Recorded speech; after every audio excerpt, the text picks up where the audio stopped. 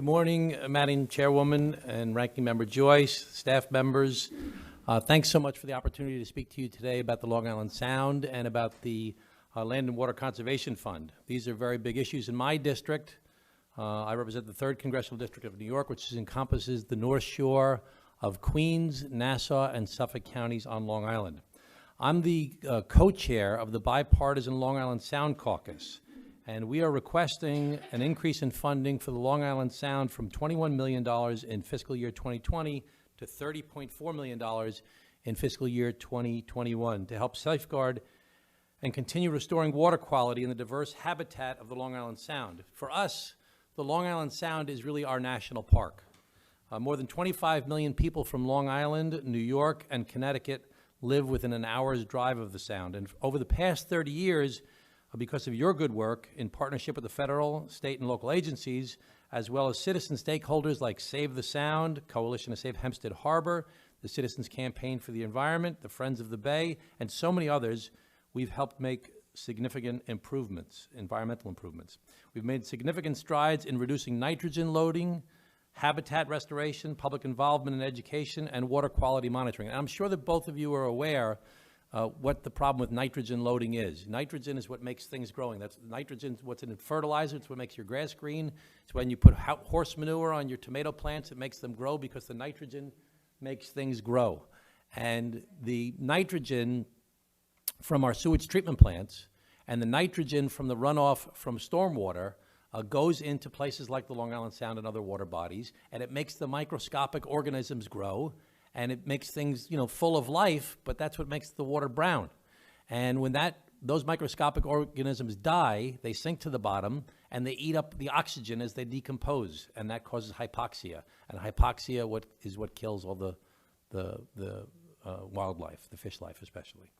So these efforts that you've done, along with the critical federal funding that you've provided, have helped turn the Sound around. I grew up swimming and fishing in the Long Island Sound. My children do today. I've devoted a significant part of my 25-year career in public service to cleaning up pollution, dramatically reducing nitrogen, modernizing sewage treatment plants, and restoring shellfishing habitat. As a matter of fact, one year, the New York League of Conservation voters named me the Environmentalist of the Year for all of New York State. There's so much more that we can accomplish with your help.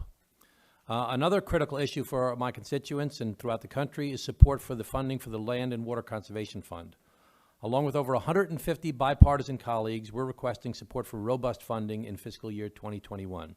The Land and Water Conservation Fund supports public land conservation and ensures access to the outdoors for all Americans. It's helped fund access to outdoor recreation opportunities in every state and in 98% of the counties across America. Funding has opened key areas for fishing and recreational access, as well as supporting working forests and ranches, and acquiring and protecting critical lands in national parks, national wildlife refuges, national forests, Civil War battlefields, and other federal areas. I'm proud to work with local organizations like Lisa Ott, who fight every day to protect these beautiful places. Thank you for your time and consideration of these two critical issues. My colleagues and I look forward to working with you to support the Long Island Sound and the Land and Water Conservation Fund to help conserve the natural beauty of our great country and expand access to more people to experience and learn about our nation's history. Thank you so much for your time. Thank you for sharing the passion about Long Island Sound. It is truly beautiful. I have only one opportunity to be there. I'd love to visit again. Come visit. I'll take you on a tour of Theodore Roosevelt's home. Sagamore Hill is in my district. Yeah, and that's in your full testimony too. You did. Yeah. You did get to it.